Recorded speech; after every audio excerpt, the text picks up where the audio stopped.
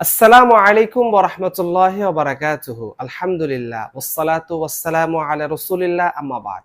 সুপ্রিয় দর্শক শ্রোতা, আজকে আমরা একটি খুব গুরুত্বপূর্ণ মাসালা নিয়ে আলোচনা করব ইনশাআল্লাহ। মাসালাটি হলো নামাজের সময় মহিলাদের একটি বা দুইটি চুল বের হয়ে থাকলে নামাজ নষ্ট হবে কিনা। আসুন জেনে নিই এই মাসালাটার সঠিক সমাধান। আমাদের অনেকের মধ্যে ভুল ধারণা আছে নামাজের সময় মহিলাদের একটি চুল বা দুইটি চুল বের হয়ে থাকলে নামাজ নষ্ট হয়ে যাবে। এই ধারণাটা সঠিক নয়। নামাজের সময় মহিলাদের একটি বা দুইটি চুল বের হয়ে থাকলে নামাজের কোনো ক্ষতি হয় না।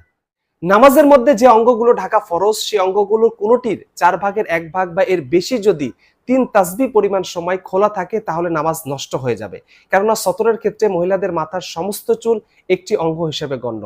সুতরাং নামাজের মধ্যে মহিলাদের মাথার সমস্ত চুলের 4 ভাগের 1 ভাগ বা এর বেশি যদি 3 বার সুবহান রাব্বিয়াল আযীম বলা পরিমাণ সময় খোলা থাকে তাহলে নামাজ নষ্ট হয়ে যাবে, অন্যথায় নয়।